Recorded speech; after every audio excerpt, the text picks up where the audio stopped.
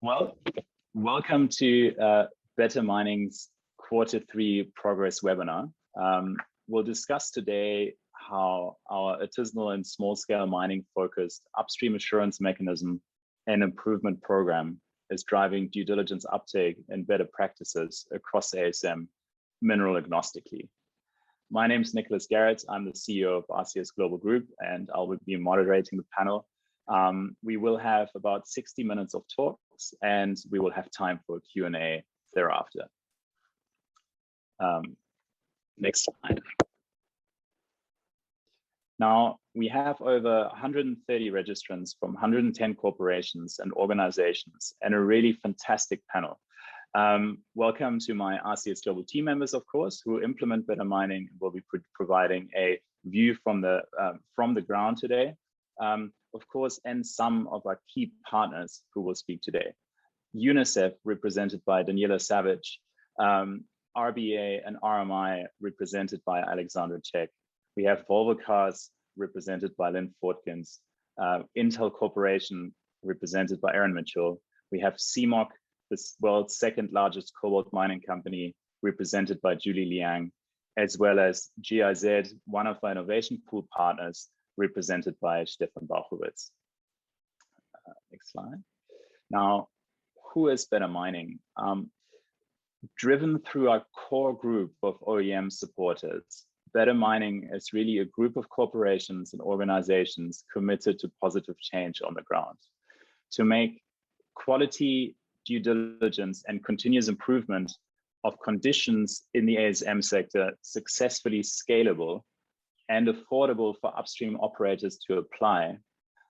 Together with our global program partner, the Responsible Business Alliance and Responsible Minerals Initiative, we invited companies from all tiers of the value chain to join Better Mining.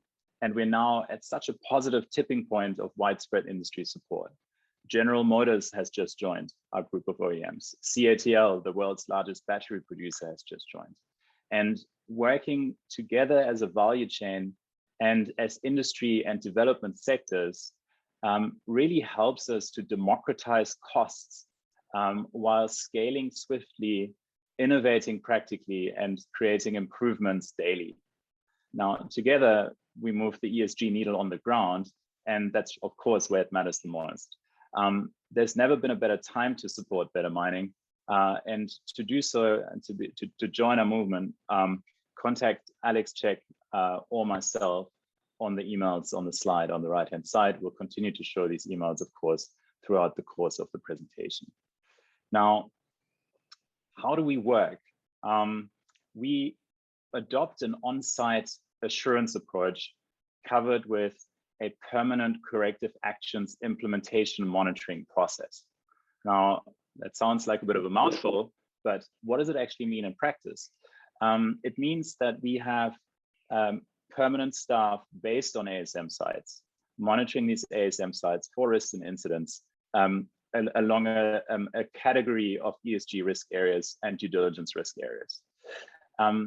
That creates a continuous improvement data flow. We have coupled with that a digital traceability tool that allows us to trace products from the pit level or the tunnel level on ASM sites all the way to the smelters and refiners in the global value chains. Now, these two data flows of product traceability data and our monitoring data for risks are analyzed by our risk expert teams and translated into corrective action plans, as well as due diligence information reports. The information reports are sent to the downstream segment of the supply chain to enable them to use this data for their enhanced due diligence purposes on upstream sources in their supply chain. And the corrective action plans that we produce are workshopped on the ground by our teams at each artisanal mine site that is in the program on a monthly basis. And what we do is we do not actually implement the corrective actions ourselves. We recommend corrective actions to local stakeholders to implement, and we subsequently monitor what level of progress the local stakeholders are making with the implementation of the corrective actions. Now, how does this all fit into the global assurance architecture? Next slide. You can see a familiar hourglass shape of a global value chain in this diagram. And of course, many industry efforts are focused on the control points in the supply chain. We have several audit programs from various industries that are focused on ensuring that refiners and smelters perform good due diligence practice and conduct enhanced due diligence on their upstream sources. And this is really what we enable with situated here on the bottom right. We deliver and enable OECD and RMAP conformance assurance and improvement of ESG conditions on ASM sites. In other words, a data set that supports the smelters and refiners in your supply chain with that crucial task of implementing credible due diligence. At the same time, through our corrective actions process, we of course move the needle in terms of driving continuous improvement on the actual ASM sites themselves. And this in turn, we use in our very strong engagement with downstream companies and midstream companies for whom we're performing both due diligence activities and obviously provide an ESG reporting relevant data trail for their external reporting processes, and also to educate them really on how best to engage with this very complex part of the value chain. Next slide. In terms of scope, to give you a bit of an idea, we currently have 49 ASM sites within the program, with monitoring progressively deployed on active sites. This means we're now, with the addition of the latest new sites into the program, covering close to 50,000 ASM miners.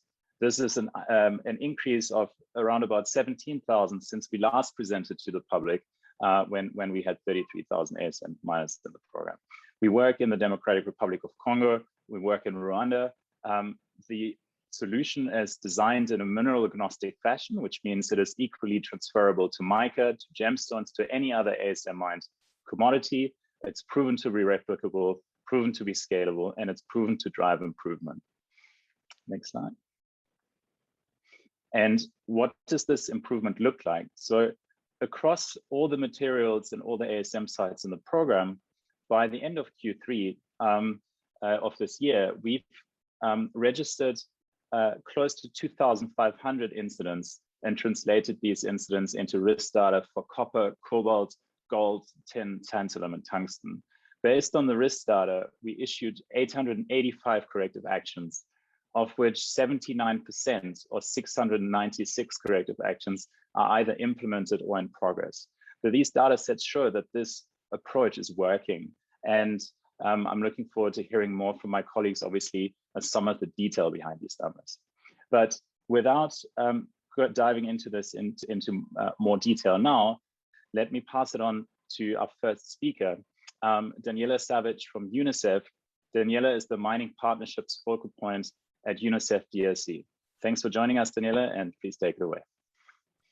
Thanks, Nick, and hello, everyone. I must say I'm loving my ACA boots on the ground as I have just arrived in Goma from Bukavu.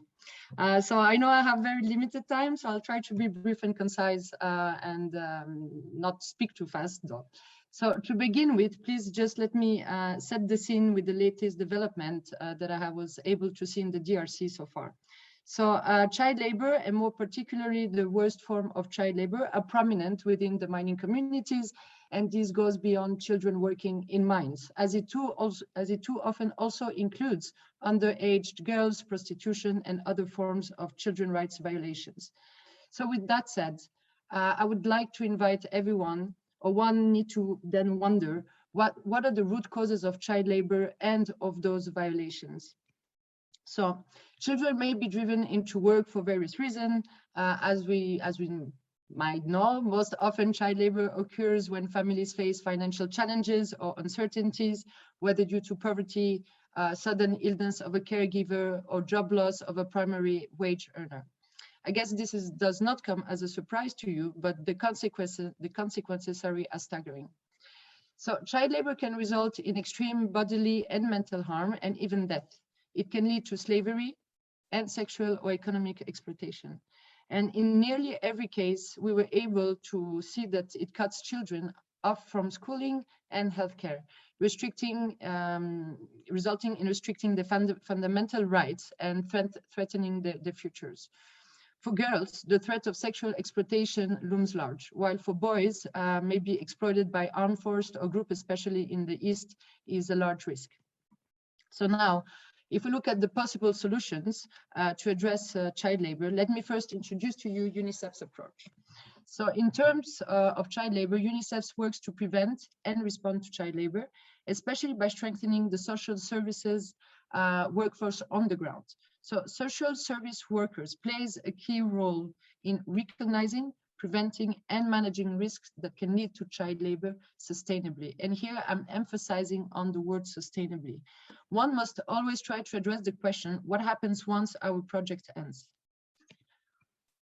Okay, so therefore, our efforts at the community level develop and support the workforce to identify and respond to potential situations of child labor through case management and social protection services.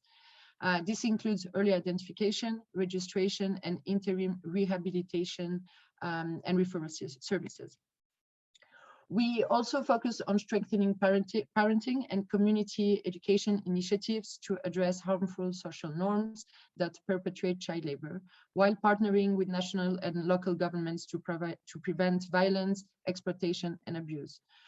Here, one of the insights I would also like to share is that there are some things that for the Western world, for us, may come across as common sense, but trust me, when you're on the ground, there is no common sense anymore that occurs.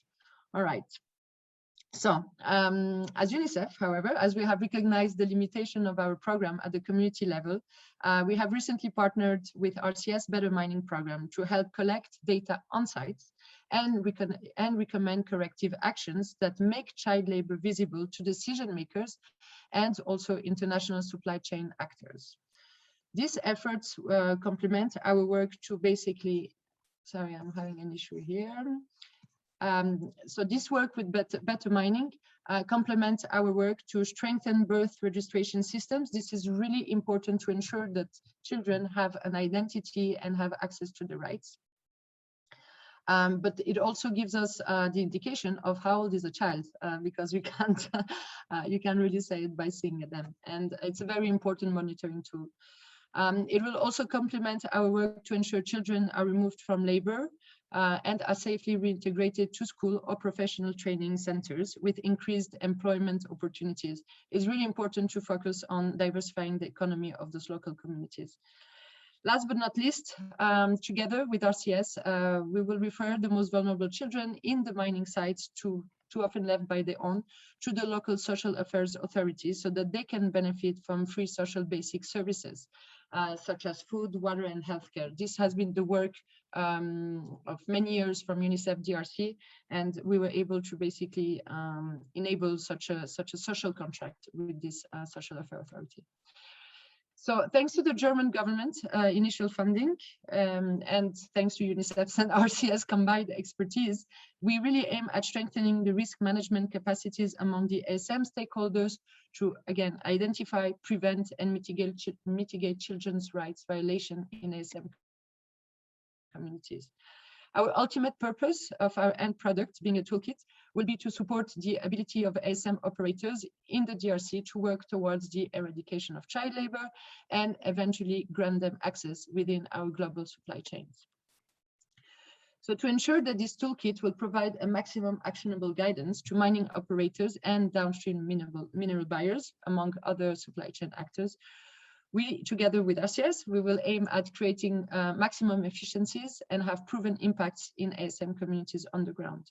So as an example, this will include embedding our work into existing relevant downstream and upstream assurance and due diligence frameworks, piloting our work on ASM sites where downstream industries recognized and supported monitoring and assurance efforts are already underway, and also implement the identified corrective action plans targeted at local stakeholders to address the risk of child labor and child rights violation.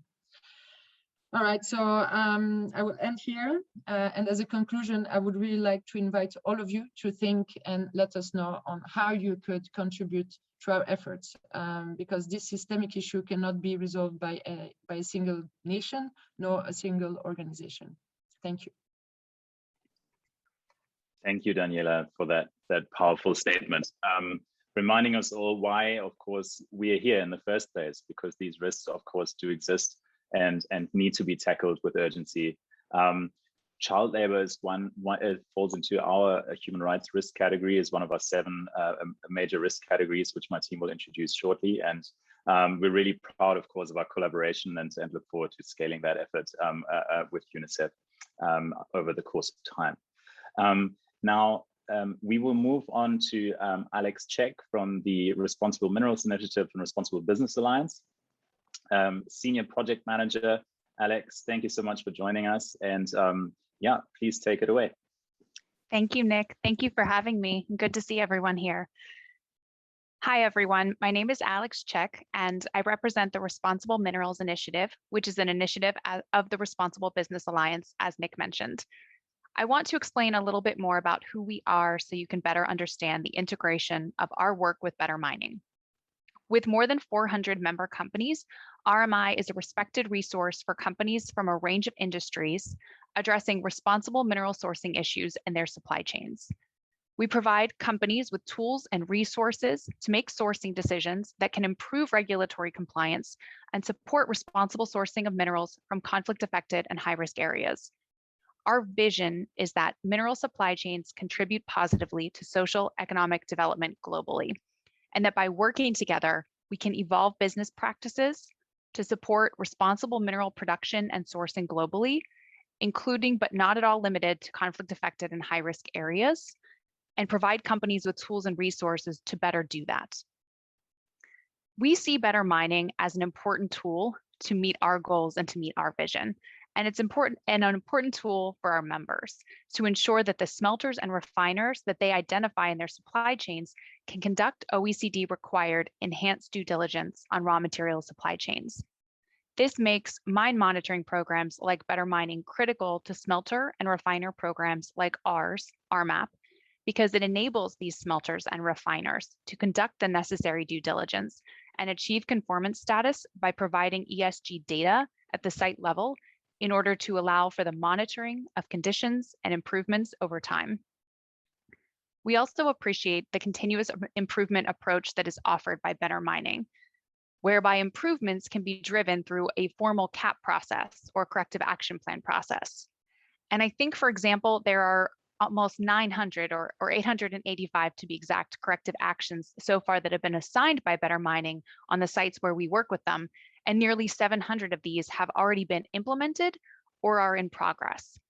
And I think that's a really important step because as a starting point, we have to be aware of the current state of these mining sites and understand how we as industry can make progressive, continuous advancements to improve the conditions at these sites that feed into global supply chains. This may not happen overnight. And so a process that supports continuous improvements and advancement is really important. We also really appreciate Better Mining's engagement and experience in the Democratic Republic of the Congo. As an example, the presence of Better Mining in the cobalt producing regions allows our members to better understand the impact of the program and the Better Mining program's direct relationship with ASM cooperatives and sites that mine cobalt. We've also appreciated the Better Mining program's ability to scale and engage with different partners. We've met many of them and we're going to hear from several of them today. But indeed, our members take really great interest in supporting projects that can demonstrate a direct impact on workers and communities that contribute to or are impacted by their supply chains. And they want to see these programs really be leveraged through strong partnerships on the ground.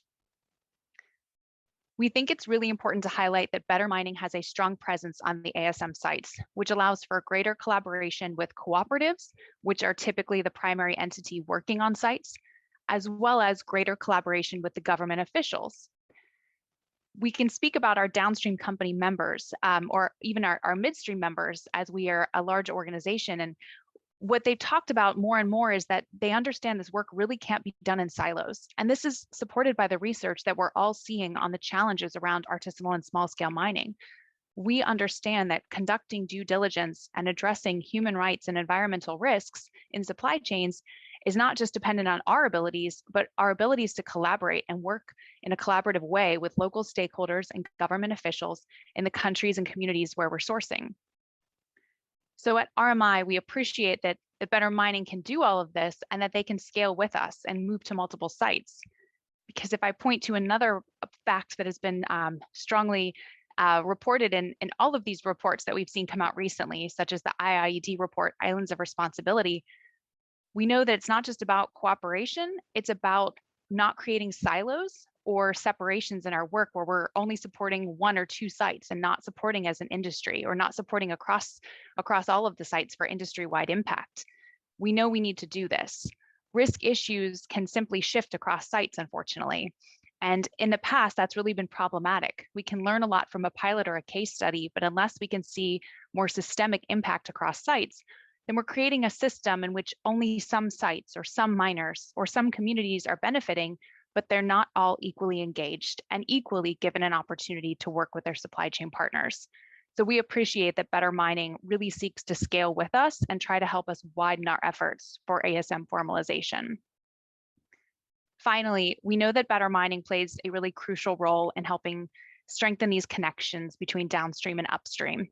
This is because of the digital traceability aspects and working across the supply chain from the smelter from the mine site to the smelter and back to our downstream companies. So we know that industry support for Better Mining is important, not just for the responsible incorporation of ASM into supply chains, but as a proactive step to conduct due diligence across global supply chains. Because the goal is not just to manage or mitigate risks, but it's really to promote the benefits and opportunities that come with building more inclusive, responsible supply chains. So I'm sure I've used up all of my time, but I'm here to say that we're very proud to be fundraising with RCS Global to scale the Better Mining program in 2022. And we at RMI, or I specifically, am happy to speak more with any of you about our collaboration and our support for this program going forward. Thanks, Nick. Thank you so much, Alex. Very concise and to the point. Excellent presentation of your viewpoint. Thanks so much. I think it's also a fantastic segue into our next speaker. And of course, you know, all of our speakers, or most of our speakers, will be available for the Q&A later on. But our next speaker is Iain Fraser, our digital products lead at RCS Global. And Iain will really show you how do you actually link to ASM sites through your value chain, right? So Iain, really excited to hear your contribution and show us, how we really establish that connection between the ASM sites that we monitor and, of course, our broader supply chain mapping activities that we implement for the industry.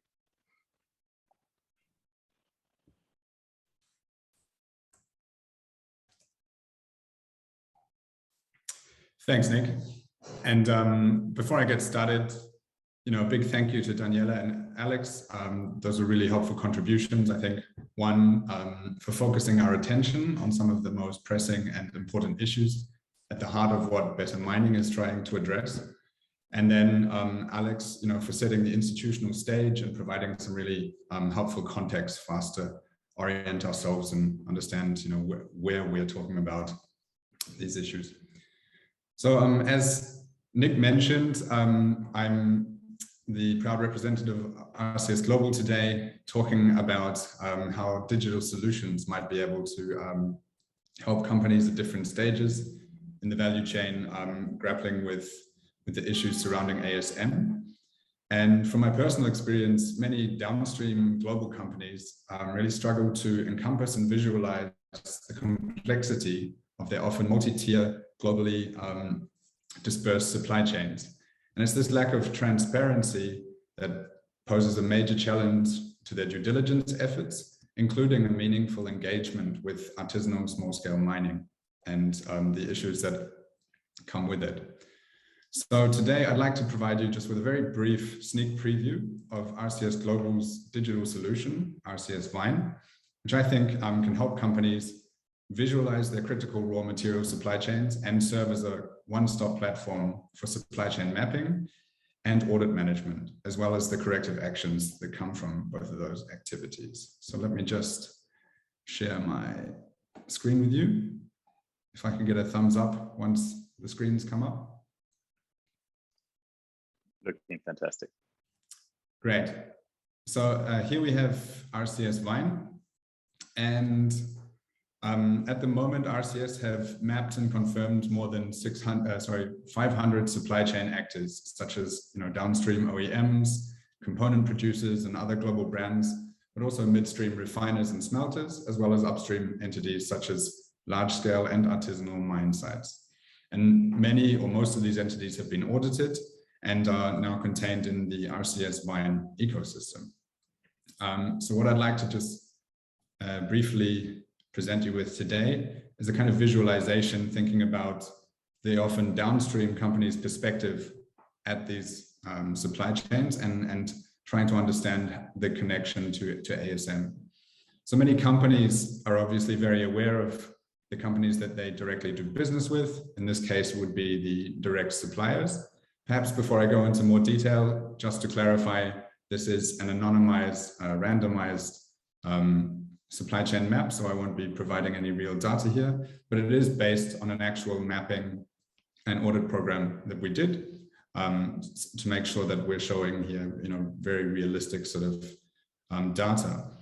And as many of us can imagine, as Nick alluded to in the beginning, a typical supply chain, keep in mind this is just for one product, right, is really quite complex, but the view that the downstream companies have is very limited. And so having any idea about where ASM might be in this complex is quite challenging.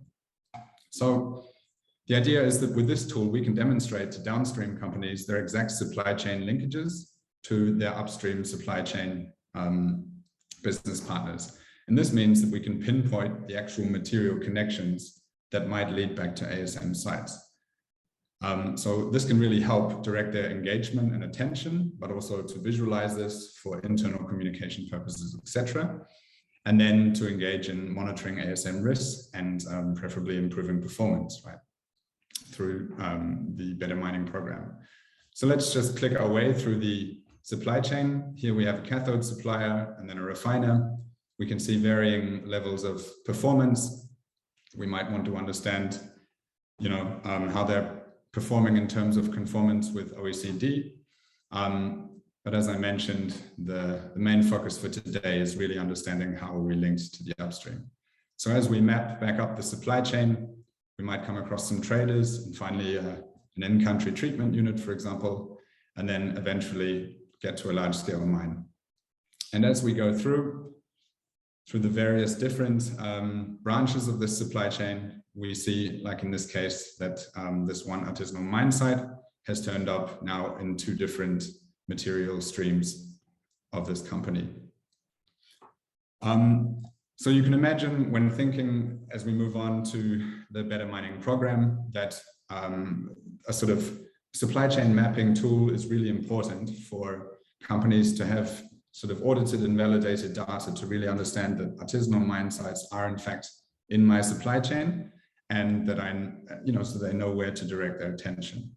Before I pass on to my colleagues to talk about in much more detail about the Better Mining program, I'd also just like to mention another digital tool that we have here at RCS, namely RCS Trace. And so RCS Trace allows us to connect from artisanal mine sites up to smelters or refiners, and does this by connecting a kind of digital version of the material flow back to the actual physical realities and physical material flows. And this helps us to create a highly accurate product traceability and data that flows from that. So using Trace, we're able to track material back to the individual ASM pit or even tunnel where the material was extracted from. However, obviously for those sites where we've already implemented Trace. I think it becomes obvious when now looking at this map here, that if we were to combine 2 such digital solutions, allowing traceability from pit up to SOR and then linking SORs to our downstream global players that this could be really useful way to use technology and to increase transparency. And we're particularly excited about Trace actually recently now being extended in its application to cobalt and copper, which is thanks to a pool of projects that's been funded by the US Department of Labor. So with that, thanks very much for your attention. And I would like to hand back to Nick and to my colleagues from the Better Mining Program. Thank you so much, Iain, for really visualizing that connection of downstream entities through their supply chain to ASM sites, or in fact, of course, to recycling companies and large-scale industrial mine sites that we're able to provide. I think with that sort of context given and the ability proven that we can actually establish connections, that there is a reality of ASM sites featuring in so many of downstream companies' value chains. It's now really time to hand over to our Better Mining team to provide an update from the ground, an update on how the implementation is going and what the plans are. And so I'm very happy to hand over to Mattis, Hennings, and Armel Nganzi. Mattis is our project manager for Better Mining, focused on our southern projects in the DRC, and Armel Nganzi is our regional manager for Africa. Mattis, please take it away. Thank you, Nick. Thank you, Iain. I think a very interesting introduction to that integrated suite of solutions that really do help us visualize the connection to the downstream. So now let's take a look at the kind of data we're collecting at the ASM site level and how we work on the ground towards continuous improvement. So as Nick mentioned, our incidence data is organized according to 7 groups of risks. And at the very core are the OECD Annex 2 risks, so human rights, security, and legality risks. But our methodology also builds these out with additional ESG risk areas common across a number of industry standards. So there we're looking at working conditions and safety, environment, community, and chain of custody risks. And we also build out additional incident types across human rights and legality. So overall, across these 7 risks, we have more than 180 pre-coded incident types that our monitors record via our mobile application. So how does this all translate into actionable data? So as Nick also mentioned, our on-site field agents are present on mining sites every day. They use our Better Mining app to record information on incidents at the sites that they monitor. And they tour the premises, they exchange with local stakeholders and capture that incident and risk mitigation data on site. The recorded incidents then are associated with those 7 risks. They're scored according to our methodology and weighted. And from there, we work with local stakeholders through the corrective actions process to identify solutions and assign responsibility and timelines for resolution actions. So again, as Nick mentioned, it's important to say here, again, we're an assurance program, so we recommend corrective actions to local stakeholders.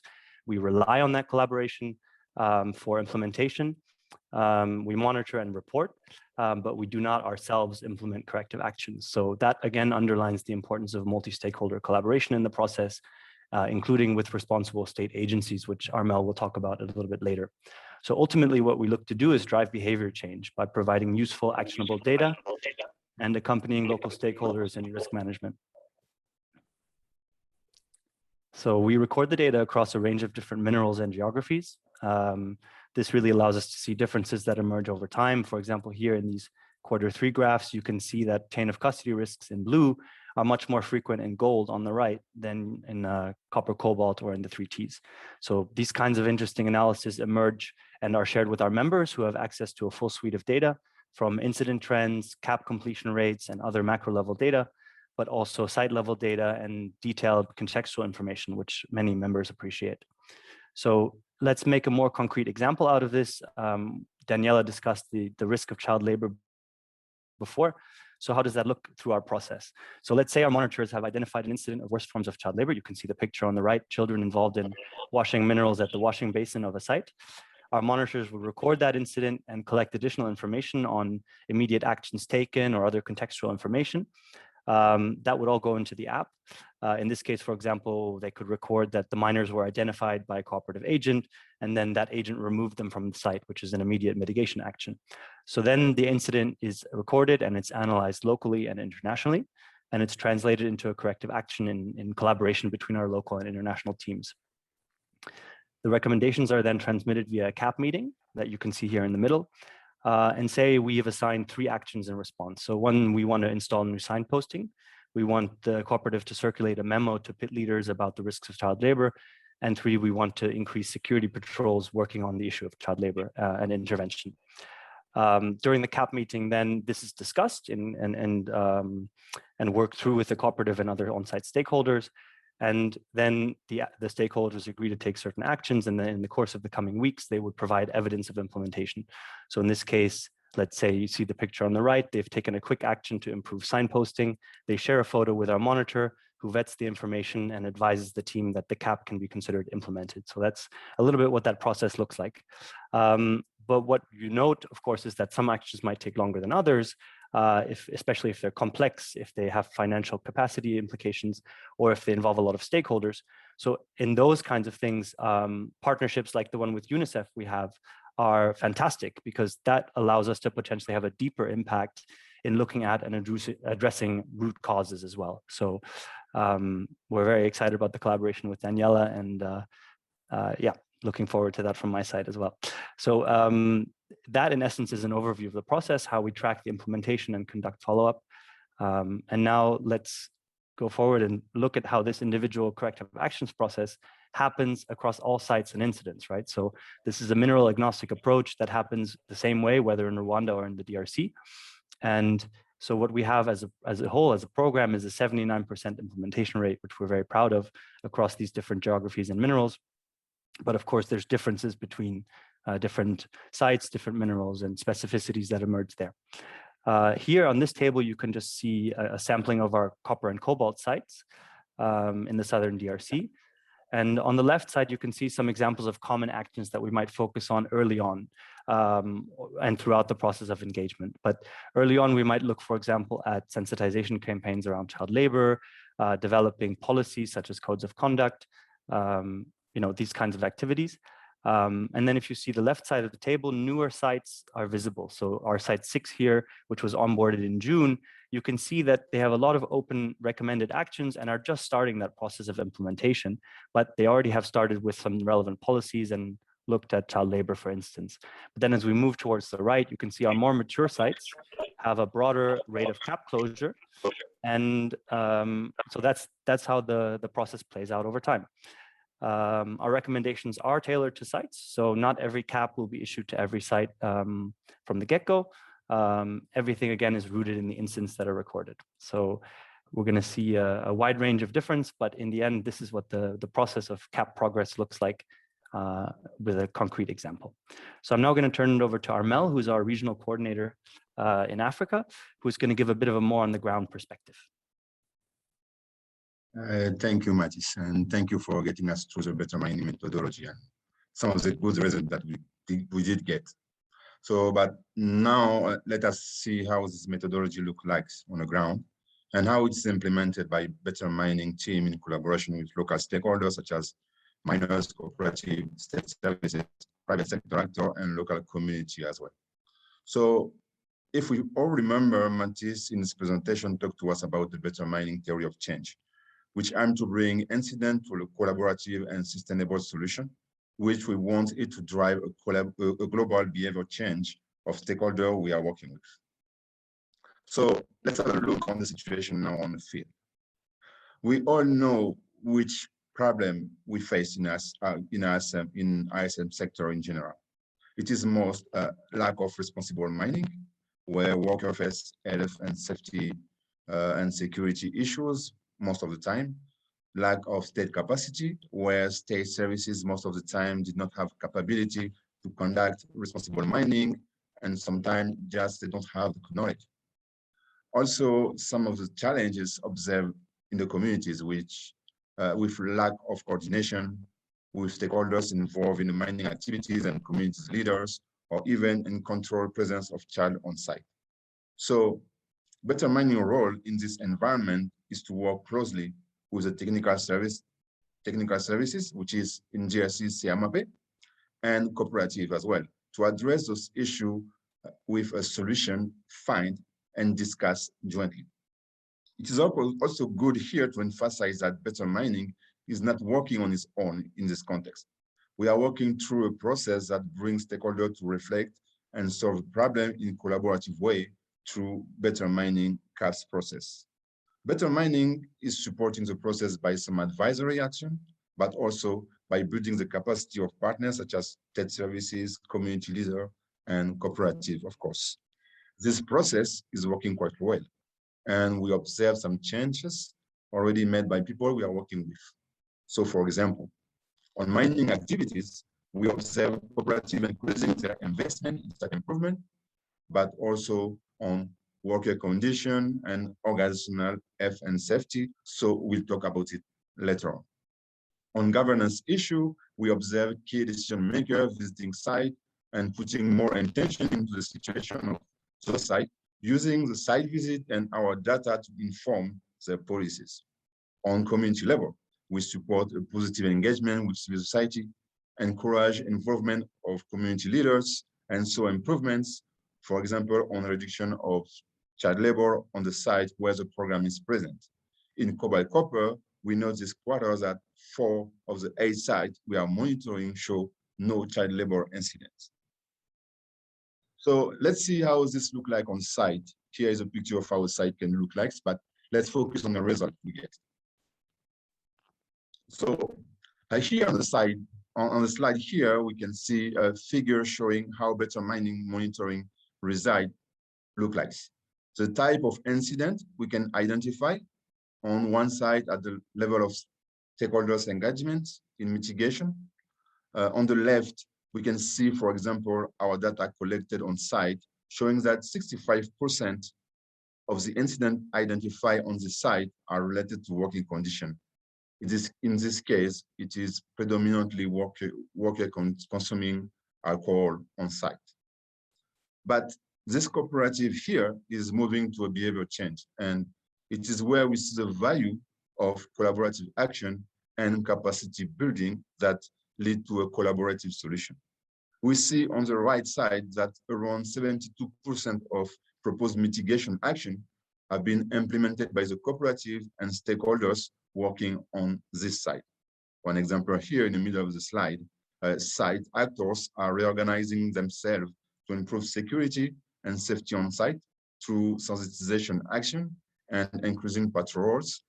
And we can see here, cooperative sees some alcohol on site. Those are actions that are taken.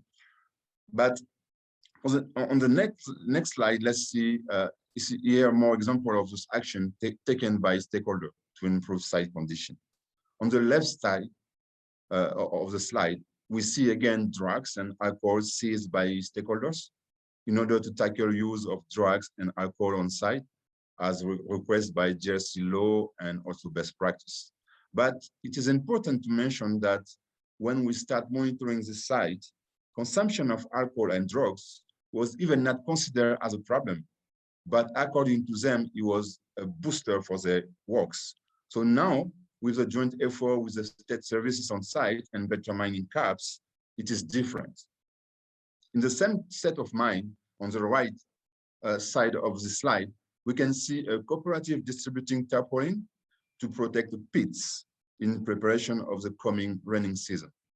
This shows a clear behavior change from our partners through risk identification, which helps them plan intervention. So it is important to note that one work behind those numbers and result is that better mining teams are closely working in collaboration with our partners. Better mining teams are every day exchanging and sharing information, knowledge with state services like CMOC, who is a specialized ASM service in Jersey, for the site level, but also we develop a close collaboration with the JRC service in charge of certification and traceability, the CEC, to discuss issue and capacity building needs where we are implementing traceability and due diligence. We can see on the slide series of site visits with the state services as part of our technical support through advisory. So our team on the ground are doing continuous capacity building on OECD guidance, among other best practices in ISM. So globally, better mining methodology is built to drive change and use of best practices by stakeholders along the supply chain. in their day-to-day management and decision-making, and we are looking forward to continue making change in the entire supply chain as we are doing now. So the next step for us in the coming year, we set some goals we want to reach as a program. At the field level, Better Mining expect to maintain the CAP level implementation high. So we can reinforce the success of the methodology by expanding our program to at least 40 sites with support of our partners, of course. And in that way, the ASM sector can be prepared to the next step that is coming with the increase of the consumer expectation, mostly in copper cobalt supply chain. In the same idea of this need of data in the sector, Better Mining want to extend its traceability program, which is already working in treaties and gold on all commodities, such as copper and cobalt. In this purpose, we will start next year with our partner, US Department of Labor, a project to test tracing copper and cobalt product on one of our supply chain, and we are looking forward to it. In that way, we will be able to cover the data set of the entire production supply chain. Also, we expect to launch a community-level data collection in order to address the real impact of this behavior change into the community. And so our data can find the gaps and address those through the CAP stakeholder, through the CAP's multi-stakeholder process with more involvement and interaction with the community. At the end, and this is one of our big wishes at the local level, we want to expand our local engagement with large-scale mining operators and company and SOR to support the program and trying to use the ASM monitoring data as a tool for decision-making, mostly when it comes to drive intervention into mining communities and in some way to inform their policy in managing ASM activities and actors. I will stop here regarding the local level goals for the coming years, and we'll pass the floor back to my colleague Mattis to introduce Better Mining objectives for the next year at corporate level. Thank you. Great, thank you, Armel. I think at the international level, what we want to do is really reinforce those locally driven efforts.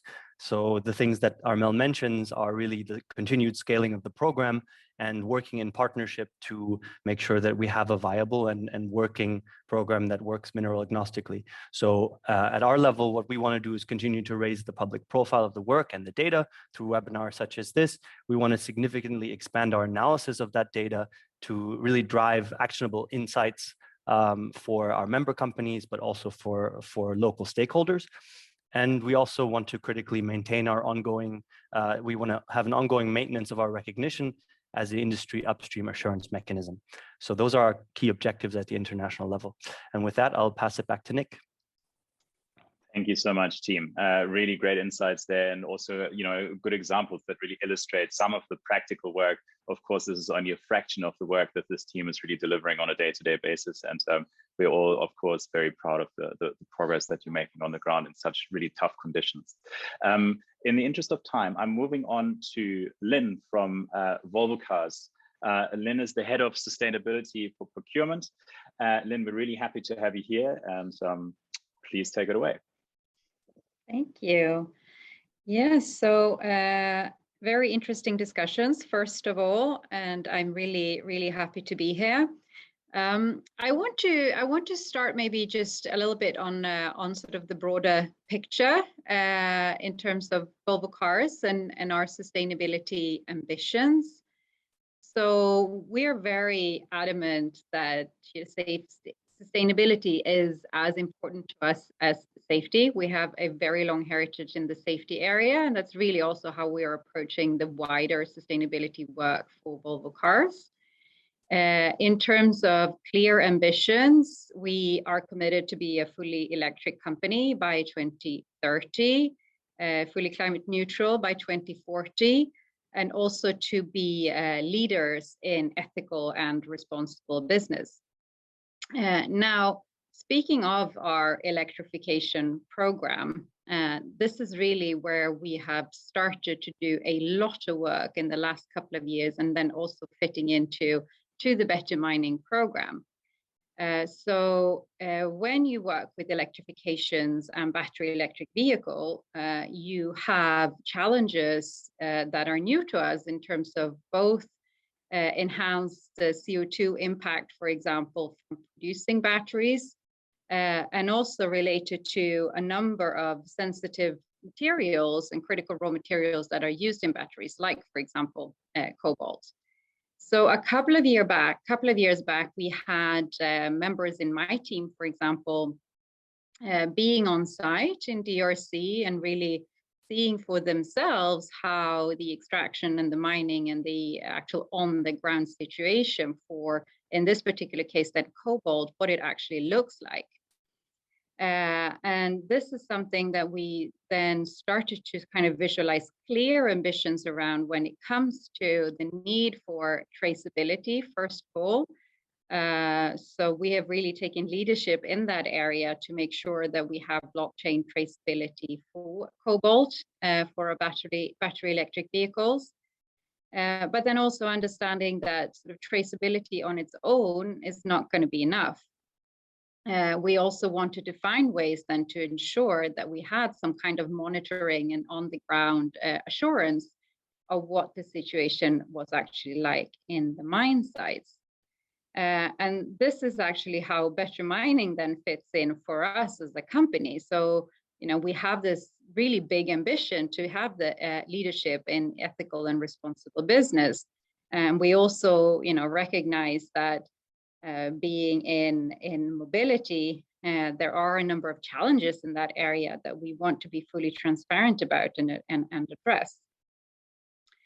And then moving into like a few of the things that I feel are super important, and you've heard so many of the great things from previous speakers here on this topic, is really this importance of being data driven when you use this kind of program, right? So gathering data and really understanding the facts is kind of the first step to work towards both the corrective action plans for improvements, but also kind of keep monitoring and keep track of trends. And it can be trends going in positive ways, of course, because, you know, we're in this with an engagement policy to improve things on the ground, but it can also be coupled with, of course, risks that we see, and being able to address risks early because you have a data-driven approach and you start to understand what is happening on the ground is of course key for us and for the industry as a whole, I would say.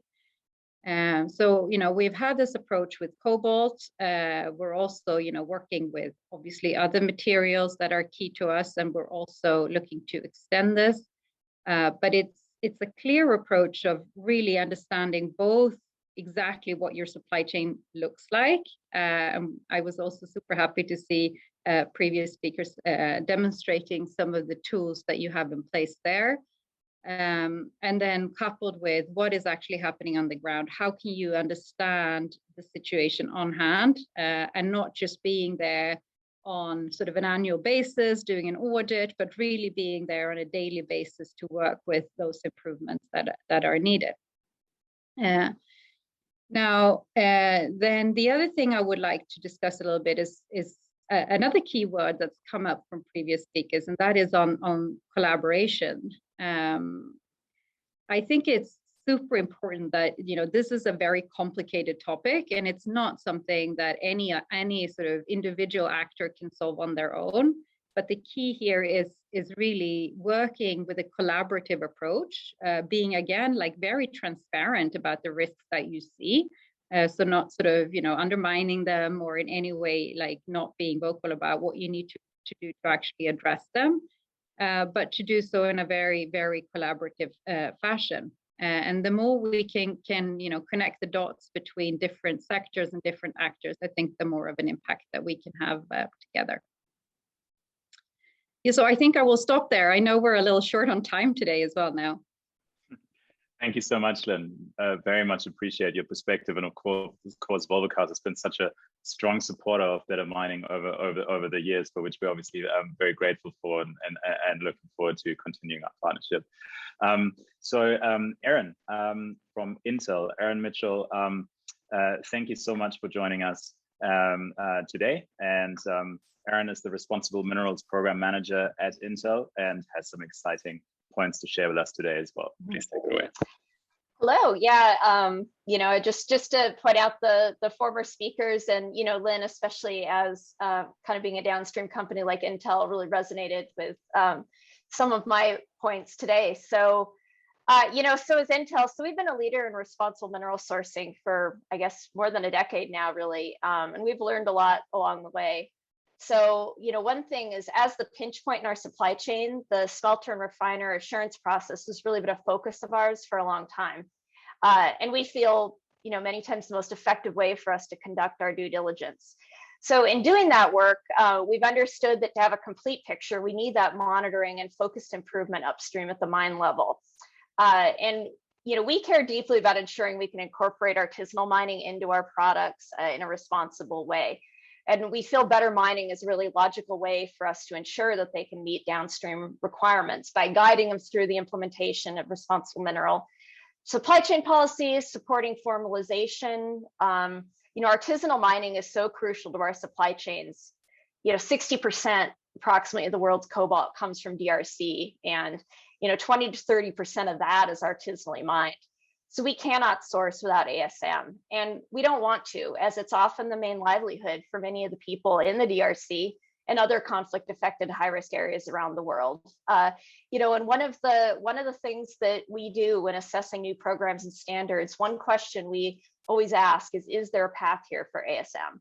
And better mining can help ASM along that path and really into getting into legitimate world supply chains, which is, you know, very important to us here at Intel. Another thing that I want to focus on is the visibility along our supply chain. So better mining provides that level of visibility at the beginning of our supply chain, which as a downstream company, you know, we often don't, we have a harder time really being there all the time to see, you know, as Linn mentioned, every day. And so it helps us understand how we can use our resources in a way that are sustainable and effective for the communities that mine the raw minerals we need for our products. You know, it helps makes realities more transparent and tangible while offering a direct data feed on continuous improvement. So having this data helps us decide how to address existing gaps as individual companies, but also more importantly, as an industry. So, you know, as I mentioned, being downstream, it can be challenging to understand the obstacles we must overcome to ensure conditions for responsible mining and thriving communities. So better mining helps provide that boots on the ground engagement, identification of gaps that need to be addressed, and the opportunities for improvement and continued engagement with the mining communities. I also kind of want to look towards the future now. So, you know, at Intel, we have some pretty ambitious mineral goals. We're currently working to responsibly source beyond 3TG and cobalt to address all critical minerals used in our manufactured products. So that's, you know, quite a large task, but having these agnostic programs and standards to address salient risks related to mining are crucial to our success in this area. So, you know, just to kind of sum up, you know, we're incredibly supportive of the progress achieved to date with better mining, and this is a framework that we plan to continue as we continue to look to raw minerals in the future as a sector focus. And due diligence interest is widening beyond just the standard 3TGC that we've been looking at for many years now. So we'd very much like to see better mining implemented across more sites in 2022, and we plan to continue our support and hope to see the number of companies supporting this crucial program. So thank you. Thank you so much, Erin. Really important points, of course, the mineral agnostic approach in particular to really remain in step with general trends in the industry where we're going. So thank you very much for that really insightful contribution. We're running some minutes behind, so I will pass it straight over to Julie Liang from CMOC. Julie, thank you so much for joining us. Julie is the ESG director of CMOC and will provide the perspective of an industrial miner and their support and the reasons for their support for better mining. Thanks, Julie. Take it away. Thank you, Nicholas. It's a great pleasure for me to speak at this webinar. CMOC is the company I represent. It is an international resource company with mining operations in Australia, Brazil, China, and the DRC. In the DRC, we have a large operation for copper and cobalt 10K from Kuhume mining. TFM is a very large industrial operation that maintains strict product control and custody procedures. So ASM sits outside of CMOC's own cobalt supply chain, but we recognize that ASM and those communities rely on it should not be neglected. The DRC has around 140,000 to 200,000 ASM miners. They are present both in legal and illegal sites. The illegal sites account for 20 to 30% of the total production from the DRC. DSM activities are often accompanied by higher risks to occupational health and safety, human rights, or environment. Of course, the large-scale mining has its own risks, but the specialty for ASM is that it is often difficult to monitor or track the situation on the ground. So when incidents happen, it is difficult to track the accountability. So in volume, ASM products are important to the global supply chain. Thus, the industry's ambition has to be big. We need to support a wide-scale systematic approach to ASM improvements. CMOC as an industrial miner, our operations in the DRC have been long coexisting with ASM. In our TFM concession, there are 400,000 people living in 2 large towns and several dozen villages in our concession. We have seen a significant increase of ASM activities since several years. Most of them are young men from Kasai region. So facing this situation, we enhanced our multi-departmental efforts to address the pressure, especially for community development, security and human rights training, and stakeholder engagement. So from the perspective of risk mitigation and from the perspective of community development in a more general way, we are looking for sustainable solutions to improve the ASM conditions and the peaceful coexistence between a large-scale mining and ASM. Better mining is, we believe better mining is a courageous program. You have seen in previous presentation that on-the-ground situation could be quite difficult sometimes. Better mining has significant potential for us to obtain a stronger basis for engagement and solution finding for these ASM workers on the concession, as it paints a very accurate picture of the risks and the challenges that these activities pose and are affected by. We are proud to become a member of Better Mining earlier this year. We see the real changes in ASM performance of those ASM in ESG performance of those ASM sites where Better Mining program is deployed. When compared to much slower moving formalization efforts, the key benefits of Better Mining is its low cost and a rapid scalability. It is therefore a really great complementary solution for us. That's also why CMOC is supporting Better Mining and other initiatives. We are looking forward to the expansion of Better Mining and wish that more companies will join the efforts. If more industrial miners join Better Mining, we can exchange with our peers on the basis of the valuable data generated by Better Mining. It could help a collective understanding among the industrial miners who are all affected by ASM, and it will help find sustainable and collective solutions. Thank you.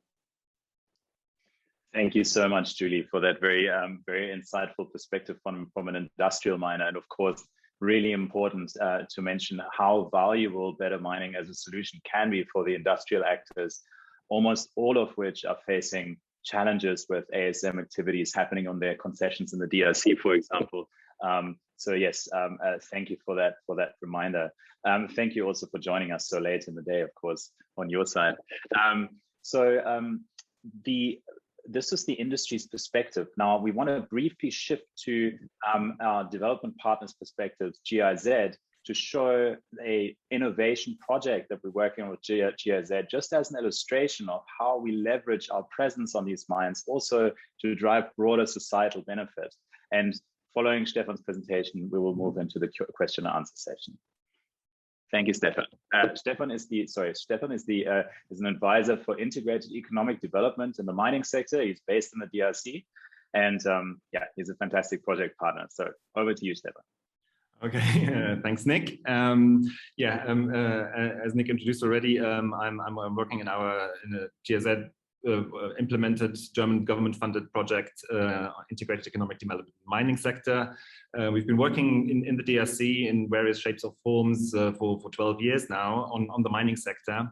And since, well, supply chain, the issue of cobalt is quite important for the German government. We've started working on the issue of child labor in the cobalt sector as well. And basically we got together or discussed with RCS Global how we can, support local communities, support the ASM cooperatives in improving their processes, and how we can ensure that really no one is left behind in this run for cobalt. We partnered with RCS Global because they have the capacities to do the risk assessment on ASM sites, which is something that we don't have in-house. They have interesting technological solutions, and we use them to effectively enable cooperatives to manage their risk. Speaking about risk, there's another aspect that we that influenced our decision in working with RCS, which is basically in working in the sector is obviously quite a delicate task, and so it was really great to see an existing organization with a great network and great contacts that we could leverage actually to start our work with various cooperatives, and also with the State Mining Technical Services, CMOC, for instance. The project itself is a bit different from the other work that RCS is doing, in that we are working, or we are trying to implement or pilot a self-monitoring project. So it's it's about building the due diligence and risk management capacities of the cooperatives, but also to contribute to a more responsible ASM sector overall. It kind of harks back a bit to what Alex said in the beginning. If you only do this with like here and there with one or two mine sites, you leave so many people behind. So we were trying to basically make a proof of concept that we can improve lives on site, lives in the surrounding communities, because this is obviously something that is interesting for development cooperation. The idea basically is to use RCS's technology and risk expertise, but have the cooperative take the ownership about managing the risks on their sites. And RCS then also provides the aforementioned corrective actions plans, but effectively our project is an experiment to make due diligence a bit more sustainable. It's actually quite a new project. We just started really in July, but we already have quite some interesting data coming in. And we are well in the process of assessing whether this kind of self-monitoring approach is viable, or is a complement to the third-party audited, like really sound data that RCS might collect elsewhere. The data are gathered by RCS Global, but they are effectively monitored by members of the cooperatives. And from the first reports that we are seeing, it is really quite interesting that the cooperatives, they take on this approach, and that they don't hold back in terms of what kind of risks they document. There's one thing that I was very surprised is that this behavioral change that Mattis mentioned in his presentation. This is really something that I've seen live, like even within a workshop that we did a couple of weeks back. We need to create this behavioral change to change the minds of people, in the sense that, okay, if there is an incident and we monitor it and we register it, it's not a bad thing. It is something that helps you improve. And I think this is some of the early great results, I think, that we see.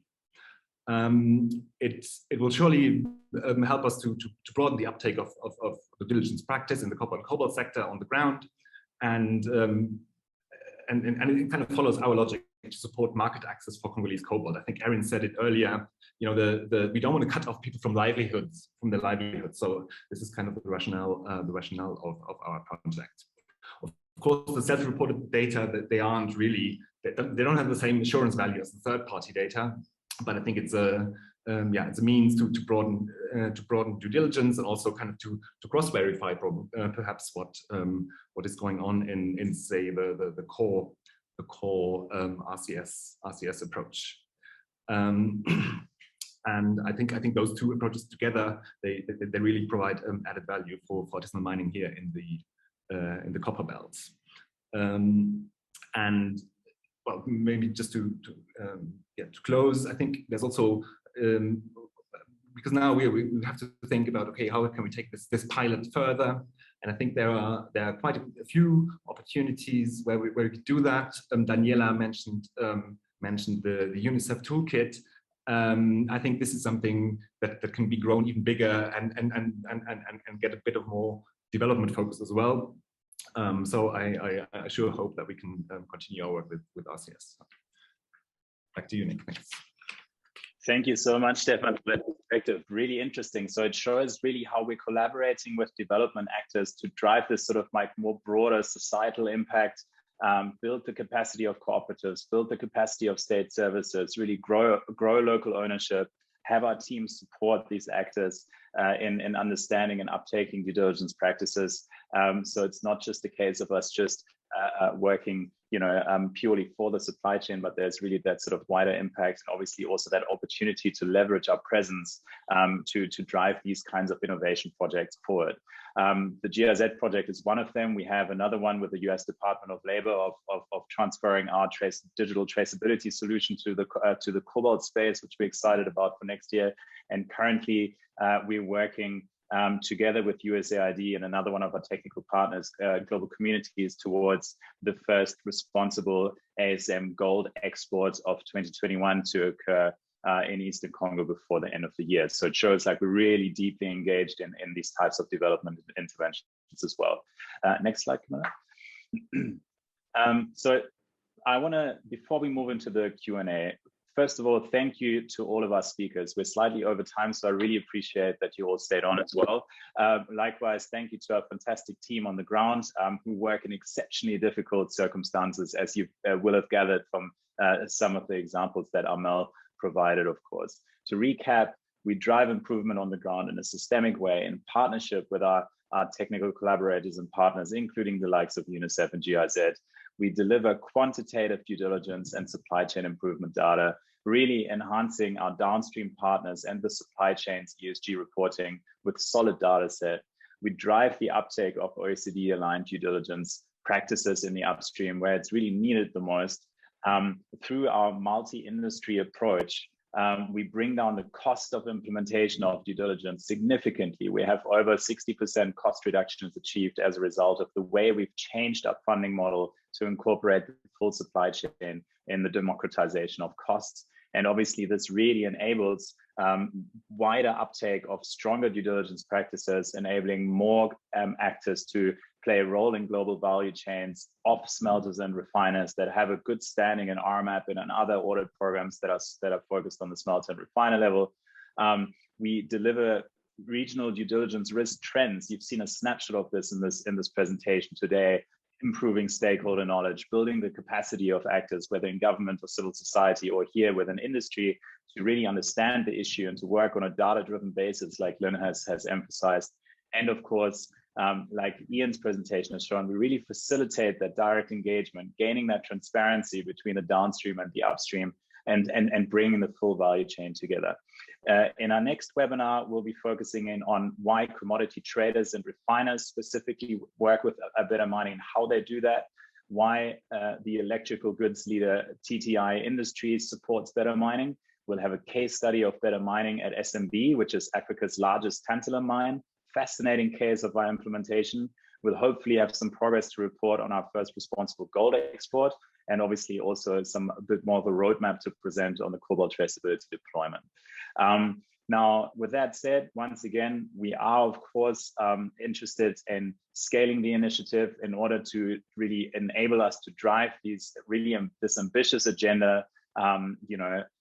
It's important that more companies join the likes of General Motors, of Volvo Cars, of Intel, etc., and come on board and help us, really drive this improvement into the future.